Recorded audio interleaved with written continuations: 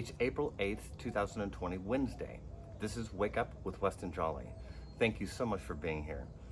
This morning, I thought we would talk about empathy. A lot of us have really strong sensitivities to those things that we can feel physically. And of course, it extends to the esoteric or the spiritual realm as well. And sometimes because of this, we can get a little confused as to what's what. Are we feeling something physical? Are we feeling something esoteric? Are we feeling our own bodies? Are we feeling something outside of us in terms of a companion, a child, clearly a good friend, or even those people at work? And then the whole globe, right? We can literally feel those things as well. And it can feel at times overwhelming. It can, and we want to admit that out loud, not in a fear-based state, and we certainly don't want to shut down, which means that we would take our chakras, the 7 chakras that we have, and go to create a block, and that would be any one of the 7. So becoming aware of our ability to feel is really quite a gift. And of course, it's called clairsentience, the ability to clearly feel. And the ability to have empathy or empathetic abilities outside of oneself is, again, a tremendous gift.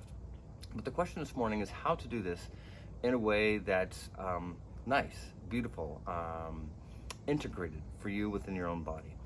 And I'm talking about this morning because, well, there's a lot of pressure on you with all of this energy happening around you that can be frenzied, chaotic, and of course it can be going up and down. And so you can feel like you're walking through life in 1 minute and all of a sudden you are tripped and going down to the floor with all of these feelings that you're taking on. And I gave you a key word there, taking on, because when we attach to a feeling, any feeling, and give it the sense that it's ours, and this is back to the egoic or the shell components of our being in this body, but not necessarily representing in terms of who we are. So when you feel something, you don't need to think that it's something that's yours to take on. Now, a lot of us do this based upon habits or patterns of the past, sometimes survival in terms of the family, the birth family that you might have grown up with. But nonetheless, this is a time to change this. And I don't know about you, but there's been a lot of dream things happening. I'll say it for my own self, and a lot of processing. Last night, of course, we had the full moon, and if you got outside and took a look at it, it was stunning. I will hope to include at least a still shot of it here. But the point is that we can feel all this transition, all of this change that we're asking of ourselves. And how can we put ourselves in front of it? By being more open, and that's the answer to the question.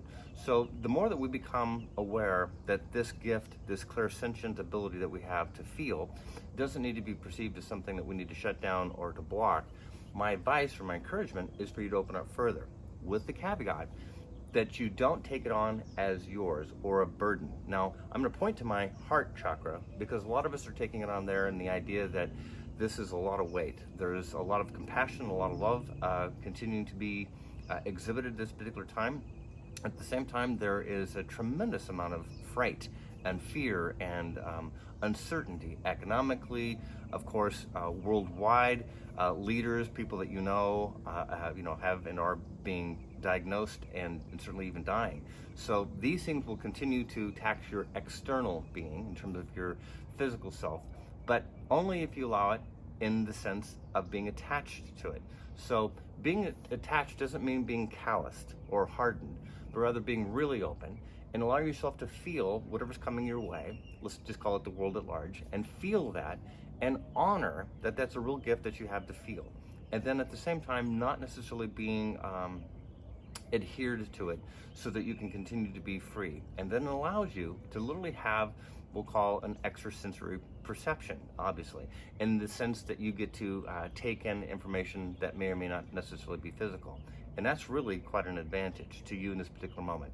This is part of your change in terms of your invitation to get aligned with that instead of holding back or thinking that you need to go down or even shelter more.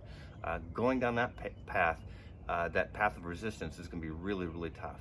So this morning, I just wanted to encourage you to continue to open up to your empathic abilities and realize that that's really a gift that you have for yourself and certainly many others in your choice to lead in that way.